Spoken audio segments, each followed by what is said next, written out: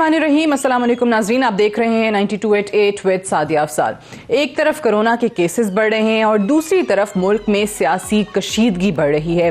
हुकूमत ने ये ज़रूर कहा कि ये कोरोना के दिन जो हैं ये बड़ा मसला बनेंगे, ये दिन निकाल दें और अपने जलसे थोड़े से पोस्टपोन कर दें। अपोजिशन को ये कहा गया, लेकिन अपोजिशन ने कहा कि नहीं, अब अगर ये जलसे डिले होते हैं तो फिर हुकूमत को रास्ता मिल जाएगा और वो नहीं होगा। वो समझते हैं कि एक मोमेंटम बन चुका है और उसको ब्रेक करना इस वक्त अपोजिशन के हक में नहीं है और अपोजिशन बज़िद है कि वो इस हुकूमत को घर भेज कर रहेंगे। अभी जो प्रोग्राम के आगाज़ में आपने कुछ अपोजिशन के स्टेटमेंट सुने, ये स्टेटमेंट्स, ये बयानात पाकिस्तान की सियासत में नए नहीं हैं। माजी में भी हमने देखा है कि अपोजिशन ऐसे जलसे करती आई है, ऐसे बयान देती आई है जहां पर हुकूमतों को घर भेजने की मनसूबाबंदी की जाती रही और ये तसव्वुर किया जाता रहा कि बड़े जलसे जो हैं वो अपोजिशन की कामयाबी का मजहर हैं और हुकूमत को घर भेजने के लिए अवाम का फैसला है। लेकिन ऐसा होता नहीं है, अनफॉर्चुनेटली या फॉर्चुनेटली, ऑब्वियसली हुकूमतों के लिए, कि ये जो बयानात हैं ये जलसों की हद तक या अवाम का एक, वो कहते हैं ना कि लहू गरमाने के लिए तो बड़े अच्छे लगते हैं, लेकिन आप हुकूमतें क्या सड़कों पर आकर या जलसे करके घर भेज सकते हैं? इमरान खान साहब ने भी कोशिश की थी, उन्होंने धरना भी दिया इस्लामाबाद के अंदर 126 दिन का, लेकिन हुआ कुछ नहीं। Imran Khan on the other hand, जो वजीर आजम पाकिस्तान है, वो कहते हैं कि अगर आपने घर भेजना है तो फिर पार्लिमानी तरीका इख्तियार करें, आप पार्लिमान में आएँ, वहाँ बात करें, मुज़ाकरात करें या फिर तहरीके अदम एतमाद ले आएँ। कहने को तो पहला तरीका यही होना चाहिए था अपोजिशन जिसको इख्तियार करती और इस हुकूमत को अगर वाकई चलता करना था तो वो तरीका अपनाया जाता, लेकिन अभी हो ऐसा नहीं रहा। दूसरी तरफ हम देख रहे हैं कि जो 13 का जलसा है पीटीएम का मीनार पाकिस्तान लाहौर में, उसके हवाले से ऑब्वियसली तैयारियां भी जारी हैं। आज भी मरीम नवाज साहिबा ने और बिलावल साहब ने प्रेस कॉन्फ्रेंस करके ये कहा कि अब हुकूमत जो है वो हमारे लोगों से रब्ता कर रही है, उनके वज़रा जो हैं वो हमारी सीनियर क़यादत से राब्ते में हैं, लेकिन अब हम वज़ीर आज़म को एनआरओ नहीं देंगे। आज एक और काम भी किया इस हुकूमत ने, शेख रशीद साहब को वजारत दाखिला दे दी। उन्होंने सबसे पहले तो ये अनाउंस किया कि लाहौर जलसे की इजाज़त होगी, कोई रुकावटें नहीं डाली जाएंगी, किसी को जो है वो जलसे में जाने से नहीं रोका जाएगा। लेकिन हुकूमत जो है, वज़ीर आज़म जो हैं, ये कहा जाता है कि वो भी चाहते हैं कि शेख रशीद साहब जो हैं वो बाकायदा तौर पर पीडीएम को सही मानों में टेक ऑन करें। वो कैसे होगा, ये आज फैसले हुए हैं। आज इसी सियासी सूरत हाल पर बात करेंगे। हमारे साथ जो पैनल में मेहमान मौजूद हैं, मुफ्ती किफ़ायतुल्लाह साहब मौजूद हैं, सीनियर रहनुमा हैं JUIF के, फैसल करीम कुंडी साहब सीनियर रहनुमा पाकिस्तान पीपल्स पार्टी, सदाकत अली अब्बासी साहब पाकिस्तान तहरीक इंसाफ के MNA और राना तनवीर हुसैन साहब सीनियर रहनुमा पाकिस्तान मुस्लिम नवाज के पार्लिमानी रहनुमा भी हैं। बहुत शुक्रिया आप चारों का। सबसे पहले तो राना साहब, शेख रशीद साहब वज़ीर दाखिला बन गए पाकिस्तान के, उनकी जगह जो है वो एक और वज़ीर को दे दी गई। अब ये बताइएगा, शेख रशीद साहब ने जो बातें की हैं, उन्होंने तो कहा है कि रुकावटें नहीं खड़ी की जाएंगी, लेकिन एक ऐसे टाइम पे जब आपका परसों जलसा होने जा रहा है, शेख रशीद साहब की बतौर वज़ीर दाखिला तैनाती कैसे देखते हैं? वज़ारत दाखिला बड़ा एक, मैं समझता हूँ कि कोई बड़ा मंजा हुआ आदमी चला सकता है, तो ये मैं नहीं समझता कि शेख साहब जो पीछे आपने शायद फरकान अब्बासी साहब का कोई समाई इंट्रो में कोई उनकी कोई कुछ बयान इनके मतलब कोई शेख साहब के या चेंजेस के मतलब, लेकिन मैं समझता हूँ कि ये शेख साहब को लगाना, उनका ख्याल है ये टेक ऑन करेंगे या उनका ये स्टेटमेंट आप उनके at the face of statement लें कि जी हम रिकावट नहीं डालेंगे। ये पहली हुकूमत है जो अजीबो गरीब किस्म के बयान देती है कि हम रिकावट नहीं डालेंगे, हम इजाज़त नहीं देंगे, पाबंदी होगी जलसे पे, लेकिन करने भी देंगे। फिर उसके बाद इनका जो जोर चलता है वो कुर्सियों वालों पे, टेंट वालों पे, डीजे बट पे, और रात एक होटल में जहाँ खाना खाया मरियम बीबी ने, वहाँ पे वो आपको देखा। तो ये सारी चीज़ें एक बुखलाहट का नतीजा है, एक बुखलाहट को रिफ्लेक्ट कर रही हैं कि ये परेशान है। वो जो डायलॉग की कहता मैं इनकी शक्ल नहीं देखना चाहता, मैं इनके साथ हाथ नहीं मिलाना, आज डायलॉग की बात करते हैं जिसकी हम बड़ी पहले बात करते थे कि यार में बैठ के मामलात कुछ आगे बढ़ाने चाहिए, लेकिन आज वो चीज़ें कर रहे हैं जिन जो पानी सर से गुजर चुका है। तो मैं समझता हूँ जो 2.25 साल बाद अशर हुआ मुल्क का, उसके बाद किसी लेकिन आपको नहीं लगता ये चलें, ये बात आपकी कि आप पहले पीएमएलएन कहती थी या शहबाज शरीफ साहब ने चार्टर ऑफ इकोनॉमी का जिक्र किया था नेशनल असेंबली में, वो भी सबको याद है। लेकिन अगर हुकूमत ये कह रही है तो इस डायलॉग के रास्ते को अपनाना चाहिए। अगर वो पार्लियामान में आकर बात करने का कहते हैं, ग्रैंड डायलॉग की बात करते हैं, क्योंकि ऐसा ना हो कि तमाम ही सियासतदानों के लिए हुकूमत या अपोजिशन की तफरीक किए बगैर तमाम ही पाकिस्तान की सियासत जो है वो बंदगली में जाके ना खड़ी हो जाए। नहीं, मैं आपसे इत्तेफाक करता हूँ, लेकिन बात यह है कि ये जो मिसट्रस्ट है जो इसने क्रिएट किया है प्राइम मिनिस्टर ने इन 2 सालों में, 2.25 सालों में, वो आपके सामने है। तो हम तो पहले भी बात करते रहे कोऑपरेशन की। अगर सादिया आपको याद हो, जो आपने शहबाज साहब के बयान की बात की है, फिर आपने बिलावल साहब की बात की, उसने तो यहाँ तक कह दिया कि कदम बढ़ाओ इमरान खान, हम तुम्हारे साथ हैं। हर एक की ख्वाहिश थी, इसके बावजूद कि हम पे प्रेशर था कि आप वोट ना लें क्योंकि ये एक रिग्ड इलेक्शन हुए हैं और ये असम्बली एक फेक है। लेकिन इसके बावजूद हमने वोट लिया। वो आपको पता है पॉलिटिकली उसके रिजल्ट क्या निकले हैं। जरदारी साहब ने भी कहा कि हम आपके साथ आगे बढ़े, पूरा ताउन मिलेगा, लेकिन आप परफॉर्म करें, आप अपने वादे पूरे करें। आप अपने कोई मंशूर है, आपने वादे किए हैं कौम से, तो हम चाहते हैं पाकिस्तान बेहतर हो। आपके वादों में हमें झलक नजर आती है जिस तरह कौम को नजर आती थी। लेकिन उन्होंने जो किया है वो डेमोक्रेटिकली देखें आप तो आपको मिलेगी चीज़ कि उनका एटीट्यूड अनडेमोक्रेटिक, नॉन पॉलिटिकल रहा है। अगर उनकी परफॉर्मेंस इकोनॉमी साइड पे देखें, गवर्नर साइड पे देखें, तो वो ठीक नहीं। लेकिन एक बात मैं सादिया करना चाहता हूँ कि हमने उसके बाद मुसलसल, मेरी बात सुन, मुसलसल डायलॉग की बात की। हमारी तरफ से शायद खान हो, ख्वाजा आसफ हो, शहबाज साहब हो, मैं हो, कोई भी हो, सब ने कहा कि हम डायलॉग ही एक रास्ता है जिससे हम आगे की तरफ बढ़ सकते हैं। लेकिन उन्होंने कहा कि जी भी हो नहीं सकता कि मैं इनके साथ बैठूं और बात करूं। ठीक है, आपको लगता है कि आप लोग कहते थे डायलॉग की बात करें, लेकिन इनकी तरफ से डिले हुआ। मैं उस पे जाऊंगी हुकूमत का मौकफ के क्यों डिले हुआ, या जो हुकूमत बार बार कह रही है कि हम एनआरओ के अलावा हर चीज पर बात करेंगे, आप लोग अब तैयार नहीं है। पहले मुफ्ती साहब मुझे ये बताइएगा कि ये शेख रशीद साहब की तैनाती बतौर वजीर दाखिला और फिर आज जो इस्तीफों के हवाले से बात हुई है, ये क्या फाइनल इसको समझा जाए? क्योंकि मरियम बीबी ने पहले कहा था कि 8 तारीख जो है वो आरिया पार होगा, 8 गुजर गई। अब 13 को उन्होंने कहा था कि हम सिर्फ अपनी फतह का ऐलान करेंगे। अब लॉन्ग मार्च जनवरी की 24-25 की तारीखें जो हैं वो हम सुन रहे हैं। अब ये इस्तीफों के मामले पे एक पेज पर आ गए हैं सब, या अभी? क्योंकि आज बिलावल साहब ने कहा कि हर जमात अपनी सीईसी की मीटिंग में जा रही है, तो लगता है ऐसे कि अभी भी कंफ्यूजन बाकी है। नहीं, बिस्मिल्लाहिर्रहमानिर्रहीम। सादिया, ऐसा है कि शेख रशीद साहब की एक शनाख्त है ना, और वो शनाख्त ये कि ये मौलाना फजल रहमान साहब के बारे में जब कोई राय देते हैं तो बहुत एहतियात से बात करते हैं। आज भी उन्होंने कहा, आज कहा उन्होंने कि मौलाना साहब मेरे दीनी भाई हैं, वो इस्लामाबाद आ जाए, मैं उनको सब चाय पिलाऊंगा। हाँ, पिछले दिनों में उनसे एक सहाफ़ी ने पूछा था कि आप हुकूमत को क्या मशवरा देते हो ऐसी पोजीशन में, तो उन्होंने कहा कि मैं इमरान खान को मशवरा दूंगा कि आप मौलाना फजल रहमान साहब से माफ़ी मांग लो। ये ऐसा है ना कि ये वज़ीर-ए-आज़म साहब तशरीफ़ लाए तो इसके मुंह के अंदर गाली है ना, चोर है, डकैत है। ये शेख साहब ने कहा है मुफ्ती साहब वज़ीर आज़म को कि मौलाना साहब से माफ़ी मांग। खैर मैं हाँ, ये नहीं, मैं जो बताना चाहता हूँ वो ये है कि ये मौलाना साहब के निस्बतन ज़्यादा नरम बात करते हैं इमरान के मुकाबले में। अच्छा, जब ये इमरान के मुकाबले नरम बात करते हैं, वहाँ क़यादत मौलाना साहब के पास है, तो इन्होंने रेलवे के वजीर को बेहतर पोजीशन पे लाकर वो अब मिन्नत समाजत पे उतर आए हैं। मैं आपको खुफिया बातें तो नहीं बता सकता कि खुफिया तौर पर कितनी परेशानी है। अच्छा, मुझे एक सेकंड, आप ये कह रहे हैं कि वो रेलवे से उनको एक बेहतर इंटीरियर मिनिस्टर की पोस्ट इसलिए दे दी गई है क्योंकि वो मौलाना साहब के लिए हमेशा सॉफ्ट बात करते हैं, उनके लिए थोड़ा सा एक नर्म गोशा रखते हैं, इसलिए मौलाना साहब को अपीज कर सकें कि शेख रशीद साहब जो है इंटीरियर मिनिस्टर बना दिए गए हैं, ये कह रहे हैं आप? देखे ना, मैं यही बात समझा रहा हूँ।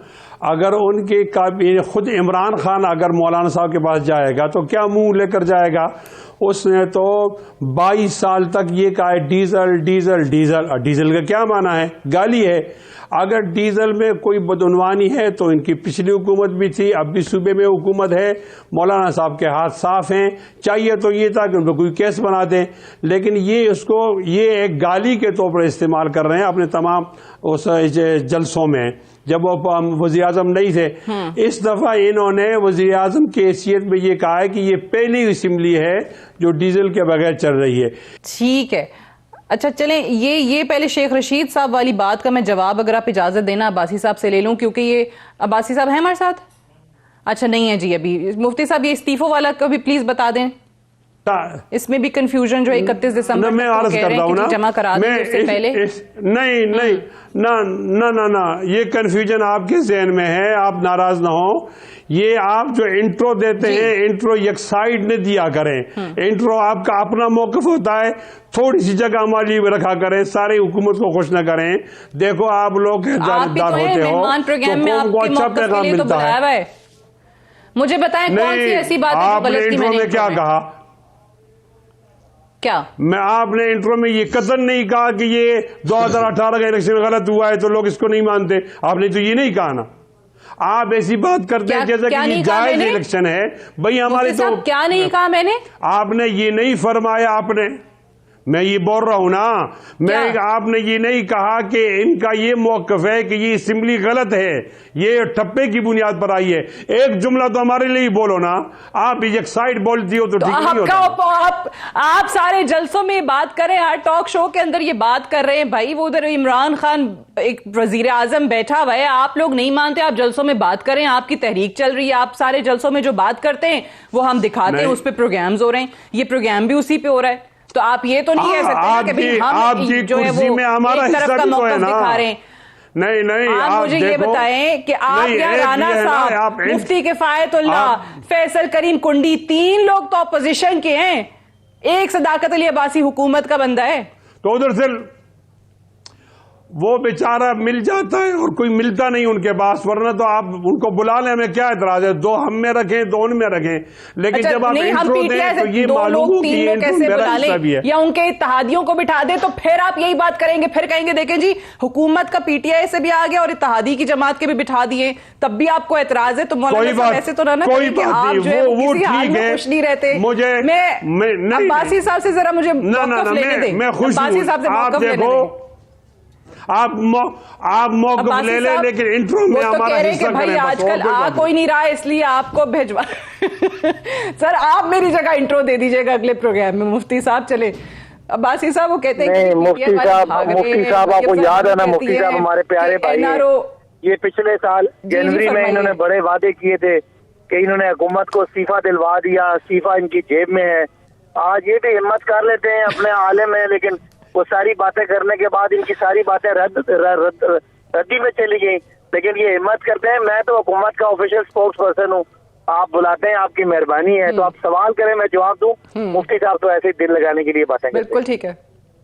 शेख रशीद साहब वो कहते हैं कि आपने इसलिए वजीर दाखिला लगा दिए ताकि मौलाना साहब जो हैं उनसे मुज़ाकरात के लिए उनको भेजा जा सके, क्योंकि शेख रशीद साहब का एक नर्म गोशा है मौलाना साहब के लिए, वो कभी सख्त बात नहीं करते। ये मुफ्ती साहब फरमा रहे हैं। मुफ्ती साहब का ख्वाब देखने पे कोई पाबंदी तो नहीं है। मुफ्ती साहब तो मौलाना को प्राइम मिनिस्टर बनाने के भी ख्वाब देख सकते हैं।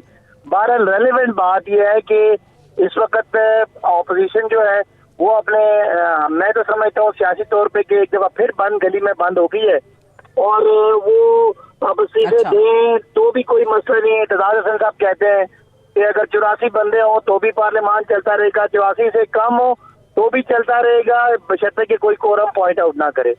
तो मेरा ख्याल है कि ये एक इल थॉट इनका आइडिया, इनका ख्याल था कि ये दबाव बढ़ाएंगे और दबाव पे इनको हम कोई घुटने टेक के, जो इनका असल इशू है कि मियाँ साहब के केसेस हैं, शहबाज साहब के केसेस हैं, जरदारी साहब के केसेस हैं, तो ये किसी तरह से कोई नैब को कोई कानून खत्म हो जाए और इनको एनआरओ मिल जाए और ये बाहर आ जाएं। लेकिन अब अगर इन्हें कोई जिद पकड़ ही ली है तो हम चाहते हैं कि इनको हम पॉलिटिकल फेस सेविंग देने के लिए तैयार हैं, वो तमाम इश्यूज जो कौमी नहीं, इश्यूज अच्छा, हैं, आप चाहे उसको कहते हैं कि आप इनको पॉलिटिकल फेस सेविंग देने के लिए तैयार हैं, लेकिन अब ऑपोजिशन ये कह रही है कि हम बातचीत नहीं करेंगे क्योंकि अब हुकूमत को एहसास हुआ है कि वो खुद मुश्किल में पड़ गए हैं, तो अब हम एक ग्रैंड डायलॉग की या मुज़ाकरात की दावत दे रहे हैं। वो कहते हैं कि पहले क्यों नहीं आए, ये ताखीर जो है ये आपको लगता है कि हुकूमत के लिए मसला ना खड़ा कर दे? हमें पता है कि इनका कोई कौमी एजेंडा, कौमी इशू, कोई कौमी मसला नहीं है। इनका मसला वो है जो हम हल नहीं कर सकते, मसला इनका केसेस है। लेकिन चूंकि ऑपोजिशन है और हम पॉलिटिकल लोग हैं, हम थोड़ी शहबाज शरीफ साहब की तरह इन पे कोई गोलियां मारेंगे या इनको कोई डंडे मारेंगे या गुशू पाट भेजेंगे। हम तो इनको पीसफुली अपना बिल्कुल इनको, लेकिन आप वो तो अब्बासी साहब वो तो चले माने ना गलत हो रहा है, वो डीजे बट आपके जब म्यूजिक सिस्टम जलसों वलसों के अरेंज करता था, आज उसके साथ जो सलूक हुआ, जैसे उसको घसीटा गया, जैसे उसको पकड़ के पुलिस ले गई, उसके घर की खवातीन को गालियां देते रहे, फिर अब जहां पे कल मरियम साहिबा ने खाना खाया वो रेस्टोरेंट वाले को बंद कर दिया, उसका होटल जो रेस्टोरेंट है वो बंद कर दिया, ये भी तो गलत है ना? देखिए, ये कोई प्राइम मिनिस्टर लेवल पे करने वाली ना बातें हैं, ना इनका कोई जवाब मेरे लेवल पे बनता है। ये छोटे थाने में छोटे मोटे मसले हैं। अगर वो डीजे भट्ट हमारा बड़ा प्यारा भाई है, लेकिन अगर उस वक्त कोरोना है और कोरोना का कानून लागू है और अगर कोई कोरोना को फैलाने का बाइस बनेगा तो उस पर केस बनेगा। भाई आपने जब इतनी बड़ा रिस्क लेना है तो हमने कोई छुप के तो नहीं कहा, सबको मना किया है कि भाई इनकी कोई जो इनके सहूलतकार है हम उन पे केसेस करेंगे, बिकॉज हम इनको। लेकिन फिर अब्बासी साहब फिर ये ना करें कि कोरोना फैलाने का बायस जो है वो पाकिस्तान का जो गरीब शख्स है वो बन रहा है, जिस पे आपका बस चलता है उसको आप पकड़ के ले जाएं, उस पे कार्रवाइयां हो, उस पे पर्चे कट जाएं, फिर जो यहाँ पे भी आपने अगर डबल स्टैंडर्ड्स रखने हैं जो बाकी लोग कर रहे हैं उन पे कुछ ना हो, उनकी गिरफ्तारियां ना हो, ये भी फिर गलत है। ये चले मैं एक ब्रेक ले लूं, ब्रेक से वापस आकर इस डिस्कशन को हम यहीं आगे बढ़ाएंगे। Stay tuned.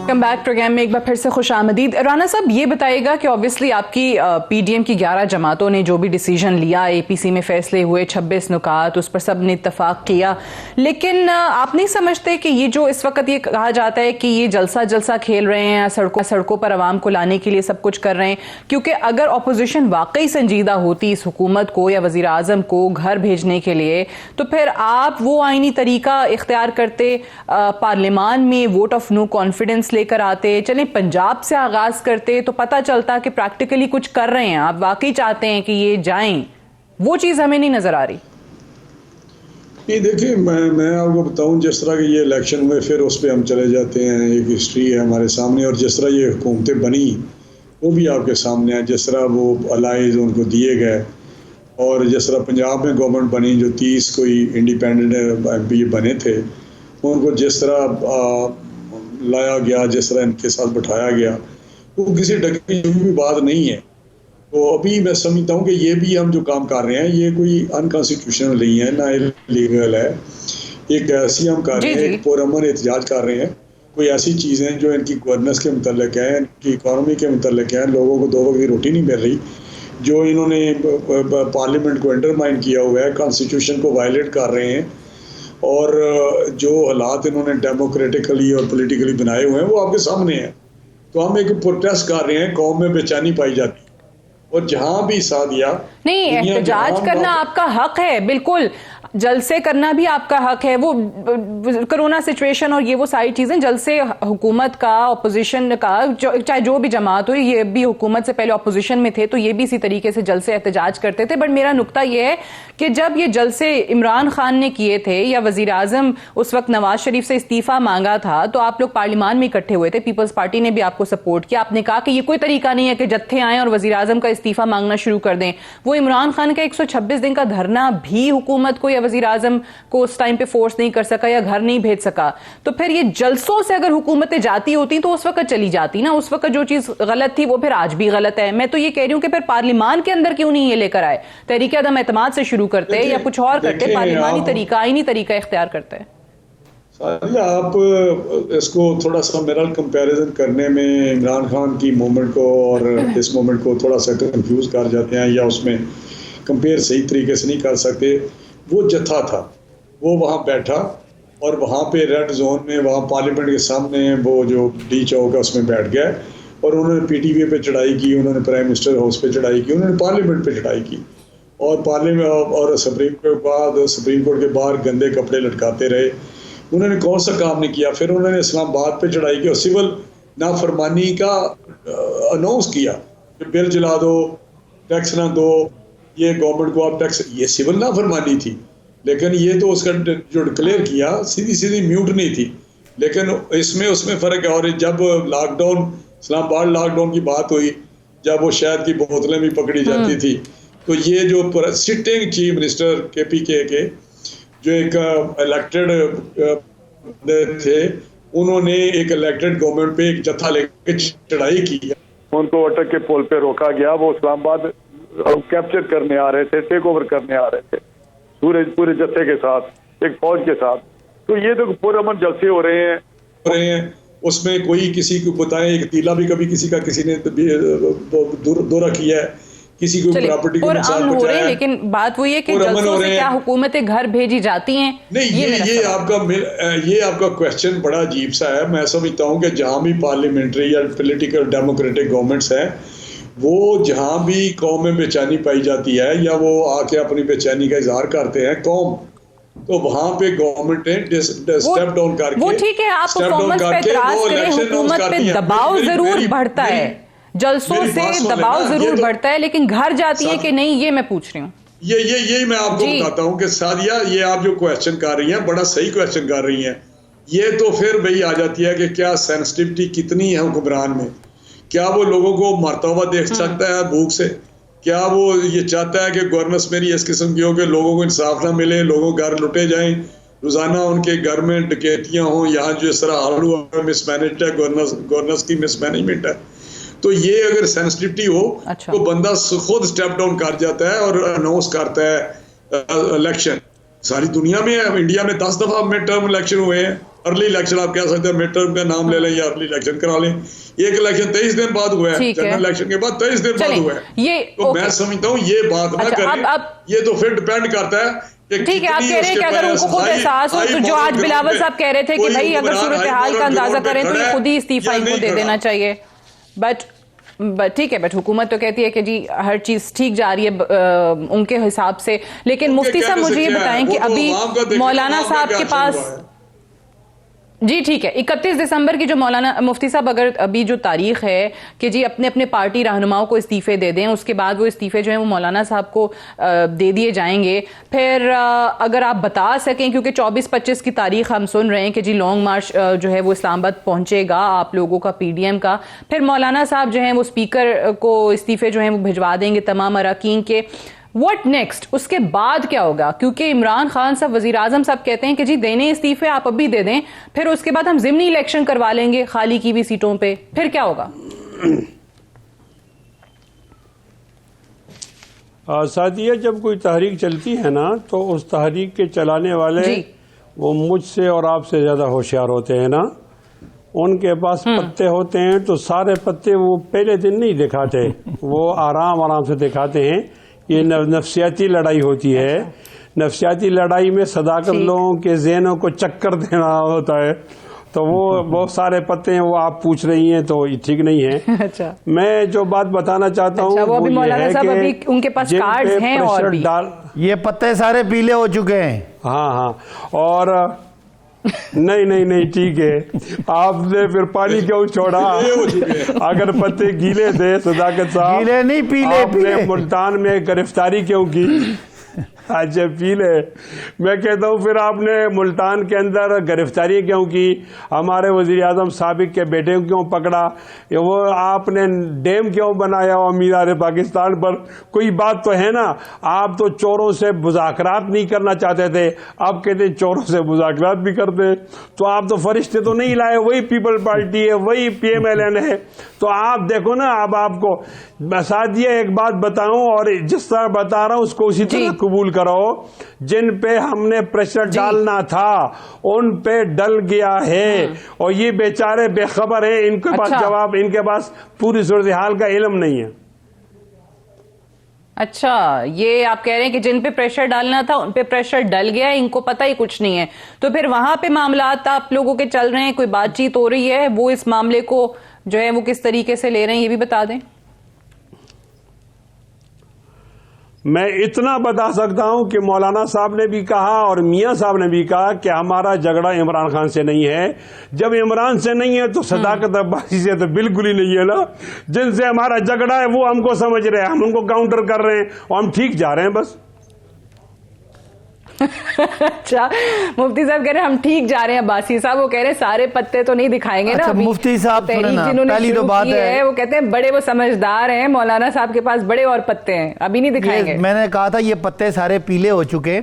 अब मैं मौलाना साहब को याद कराता हूँ, जब पिछले साल हम इनके साथ बैठा करते थे दिसंबर जनवरी में, तो मौलाना साहब भी पता नहीं इनको कितना पता था कि ये कहते थे कि हमें इस्तीफ़ा दे दिया है, वो कोई शारतन फलाने बंदे ने कह दिया है। भाई मैंने ये कहा है, इन्होंने बिल्कुल ठीक कहा कि हम कोई मुज़ाकरात नहीं करना चाहते थे। हम बार बार कहते थे कि मुज़ाकरात तो करेंगे, NRO नहीं देंगे। आज हम क्यों चाहते हैं, हमें पता है कि ये बेचारे बिल्कुल इस वक्त क्या होता है डेस्परेट हुए हुए, और इनको पता है कि मार क्यों कर रहे हैं आप? सुन लेना, वो यही तो कह रहे हैं कि मुझे भाई पूरी अगर बात करने दें, आपको समझ आ काम हो गए तो फिक्र इनकी बातों का जवाब, इनकी बातों का जवाब भी आ जाएगा। इनको पता है कि मार्च के बाद ये जो पीले पत्ते हैं ये बिल्कुल गिर के तो बिल्कुल सुकड़ जाएंगे और ये बिल्कुल उजड़ जाएंगे। लिहाजा मार्च में जब सेनेट का इलेक्शन हो जाएगा और अगर ऐसे ही हो जाता है तो इनके पल्ले तो कुछ भी नहीं रहेगा। लिहाजा ये एक डेस्परेट अटेम्प्ट है। हम पॉलिटिकल लोग हैं, हमने भी गेज किया हुआ है कि इस वक्त ये टक्कर मारना चाहते हैं दीवार से और सर अपना फाड़ना चाहते हैं। लिहाजा हम थोड़ी दीवार पीछे पीछे करते जा रहे हैं ताकि ये टक्कर ना मारें और ये आके गिर जाएं। हम सिर्फ, हमें पता है इतना तो ख्याल है मुफ्ती साहब सुने ना, आपका, अगर ये जख्मी होते हैं, अगर ये साहब जख्मी होते हैं, अगर ये चीखते चिल्लाते हैं तो जाहिर है उसमें इंस्टेबिलिटी होगी और हम इनको पूरा क्वेश्चन देंगे। हमें भी पता है कि 2-2.5 महीने इन्होंने बहुत तिल मिलाए हुए हैं और इन्होंने तिल मिलाना है, सारी कैलकुलेशंस होती हैं। हमें ये पता है कि ये अगर उसका इस्तीफे देते हैं हम बड़े हराम से सेनेट का इलेक्शन कराएंगे। ये धरने, ये मुजाहरे, अच्छा, मैं बात बोला, ये मुजाहरे, ये जलसे, ये जुलूस, ये इनके पास कोई कमिटेड बंदा नहीं जितना हमारे पास थे। वजह क्या है सादिया कि ये तो जो पीडीएम के लोग बैठे हैं, मुझे 15 सेकंड दे, फिर इनकी बात सुनिएगा। ये जो पीडीएम के स्टेज पे बैठे हुए 11 पार्टियां हैं, ये कोई नए तो नहीं है, ये तो तबाही करने वाले हैं, हर बंदे को पता है। हम उस वक्त नए थे, हम लोगों को नई बात बता, इनके पास तो बताने के लिए कुछ नहीं है। क्या बताएंगे? वही सरे महल हैं, वही $60 मिलियन है जिसके लिए राणा साहब कहते थे हम लेके आएंगे, वही नवाज शरीफ साहब के केस जो बिलावल साहब कहते थे, कि ये माशी थे। लिहाजा इनको पता है इनके पास क्रेडिबिलिटी नहीं है, ये सिर्फ। लेकिन आज तो साहब आपको पता है ना, हुकूमत ने वो अभी अली अमीन गंडापुर साहब ने भी प्रेस कॉन्फ्रेंस करके, आज तो ये मैं ये देख रही थी, बड़ी तफसीलात मौलाना साहब के असासों की दे दी हैं। तो मौलाना साहब बकौल उनके अरबपति आदमी निकल आए। देखिए ना, पॉलिटिकल जब कोई आदमी सामने आता है तो उसको एक्सपोज करना हमारा फर्ज बनता है। लेकिन कहने की बात है, जो आपका सवाल था कि इनको क्यों हम एंगेज कर रहे हैं, हम चाहते हैं कि थोड़ा सा ये टाइम और 2-2.5 महीने ये सुकून से गुजारें ताकि आइंदा जो है ना रावी चैन। मुफ्ती साहब वो कह रहे हैं हम तो आप टक्कर मारना चाह रहे हैं दीवार में, हम दीवार आहिस्ता आहिस्ता पीछे करते जा रहे हैं। हाँ सादिया, मैं एक बात की वजाहत करूं, इस पर हंसना मना है। अच्छा जी, वो ये बात है कि ये आप ठीक कह रही हैं कि धरने से हुकूमत नहीं गई। अगली हकीकत आप नहीं बता रही कि जब हुकूमत गिरी तो उसी की जोली में गिरी जिसने धरने दिया था। तो हम वही प्रैक्टिस कर रहे हैं जो इमरान खान कर रहा है। एक बात, दूसरे में सदाकत अब्बासी साहब से कहता हूँ, अगर आपको इमरान खान पर कोई आप जो जलसा कर रहे हैं, जो तहरीक चला रहे हैं, उनकी झोली में हुकूमत गिरेगी, इस चीज की कोशिश है। इतना खुशकिस्मत ना बने ये कह रहे हैं आप। तो हमने जोली फैलाई है ना, इनको क्या एतराज है। दूसरी बात ये है कि मैं सदाकत अब्बासी साहब से एक गुजारिश करता हूं कि इमरान खान को, हाँ, हुकूमत के लिए झोली भी फैलाई है, पाँव भी इनसे जाएगी तो हमारे आप पास कह रहे हैं आएगी। झोली फैलाई हुई है नहीं, और आप कह रहे हैं जिन पे दबाव डालना है उन पे दबाव हमने- डाल दीजिए और झोली भी फैलाई हुई है हुकूमत के लिए। मैं एक और बात भी अर्ज करना चलिए, चाहता हूँ। मुझे एक ब्रेक वो लेने ये दें, मैं है राना कि साहब से इमरान वापस आके खान- बात करती हूँ। राना साहब, ये तो भाई दीवार में टक्कर ना मारे, हम दीवार पीछे पीछे करते चले जा रहे हैं और ये जो मामलात हैं ये वाकई मुज़ाकरात के जरिए, और जो मुफ्ती साहब ने कहा दबाव डालना था जिन पे, उन पे दबाव डल गया। राना साहब क्या कहते हैं इस पे, ब्रेक के बाद जानते हैं।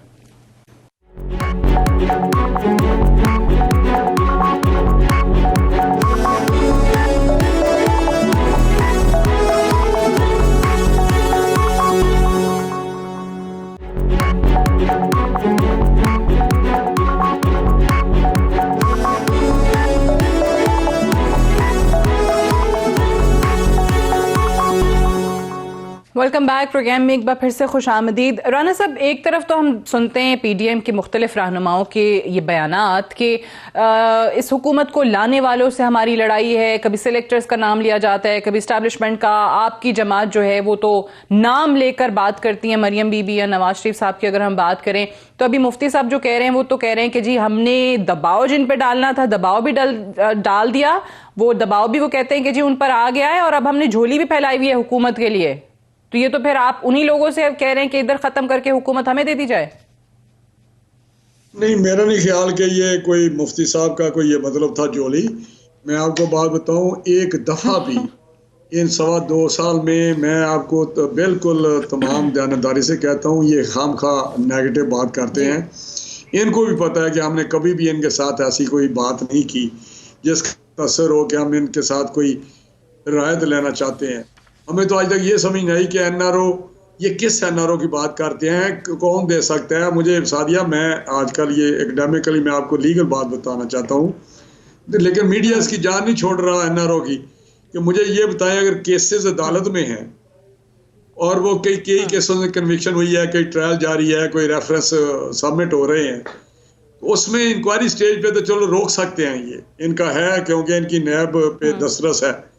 लेकिन वहां से अदालत में जो केसेस हैं, वो कौन सी कुव्वत है जो वहां से विड्रॉ कर सकती है?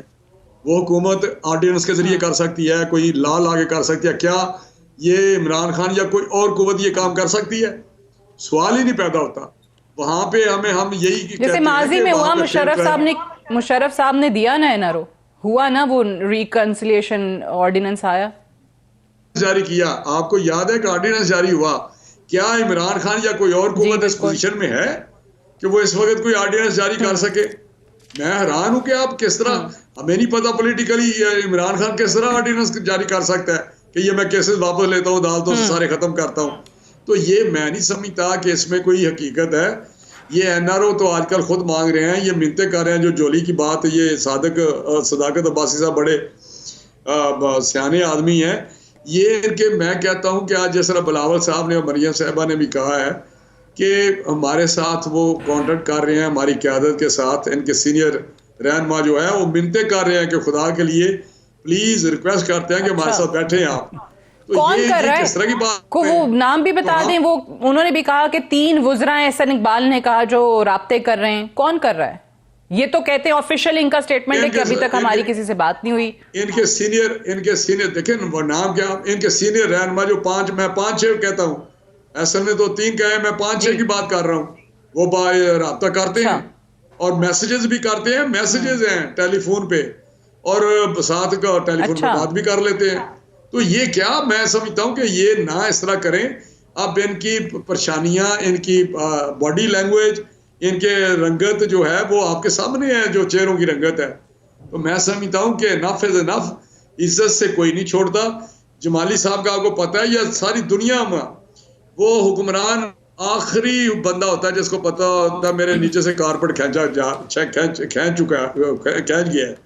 तो ये इनको नहीं पता। जमाली साहब एक रात आप लोगों को इंटरव्यू दे रहे थे, लेकिन मसला ये ना राना साहब, अच्छा मुझे ये बताएं कि कारपेट अगर इनके नीचे से खींचा जाएगा तो वो कारपेट आपके या आपकी ऑपोजिशन के किसी और जमात के नीचे कैसे आएगा? ऑब्वियसली दोबारा इंतखाबात की तरफ अगर जाएंगे उसमें भी फिर अगर रिफॉर्म्स के बगैर आप कर देंगे, ट्रांसपेरेंट नहीं होंगे, फिर हारने वाला धांधली का इल्जाम लगाएगा।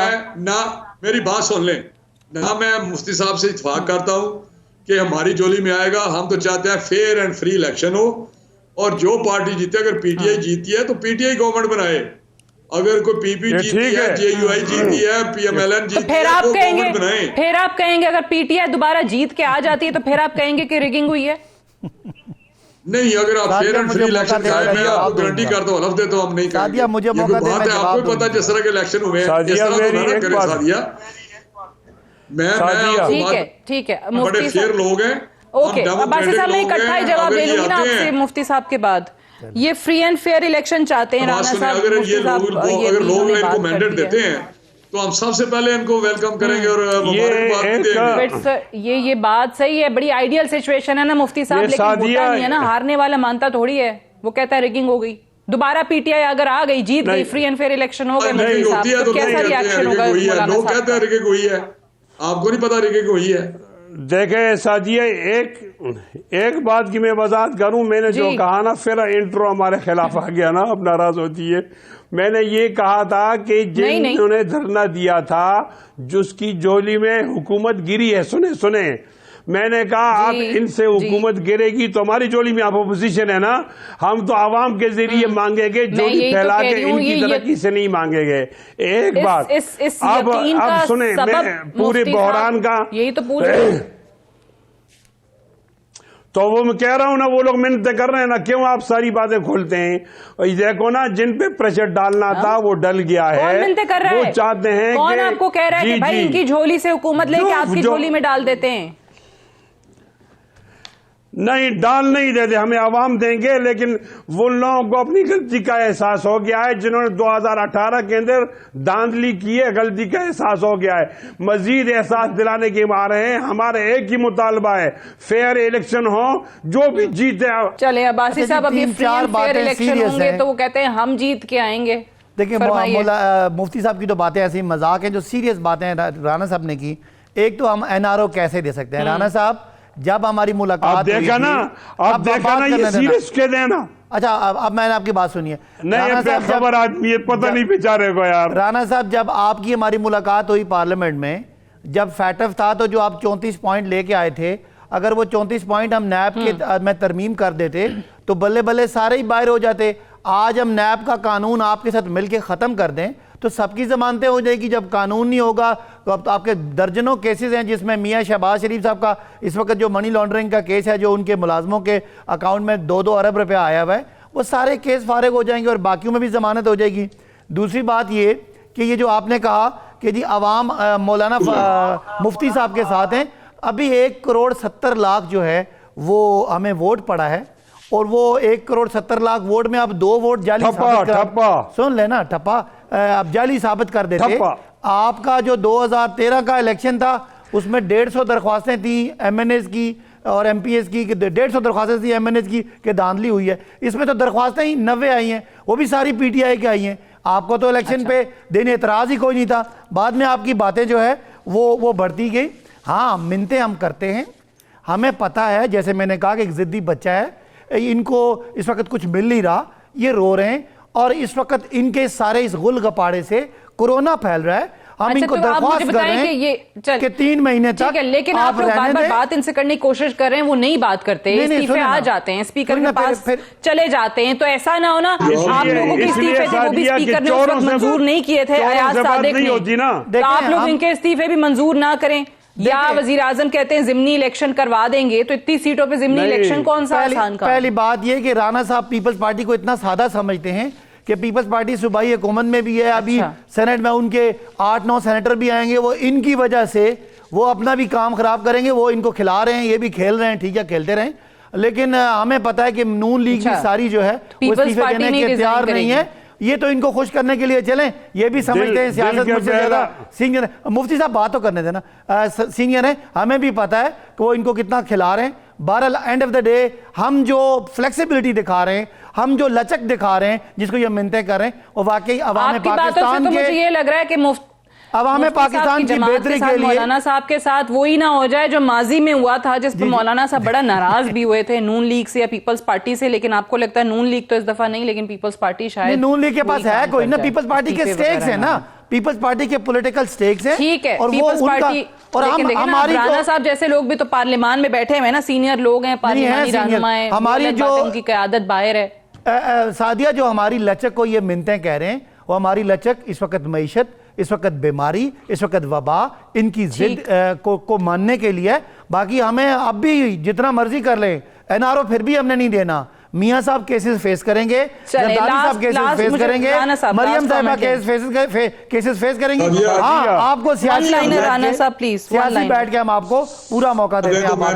छोटा सा जवाब देना, टाइम भी खत्म हो रहा है। जो इन्होंने एनआरओ की बात की कि हमने फेटो पे मांगा, हमने ये किया, मैं आपको टीवी पे बता रहा हूँ कि एनआरओ की जो नैब की अमेंडमेंट थी, हमारे पास सबसे पहले इन्होंने अप्रोच किया और वो इनके कुछ वज़रात थे, उन्होंने कहा कि जी आप बैठे हमारे साथ और हम इसमें अमेंडमेंट को करना चाहते हैं।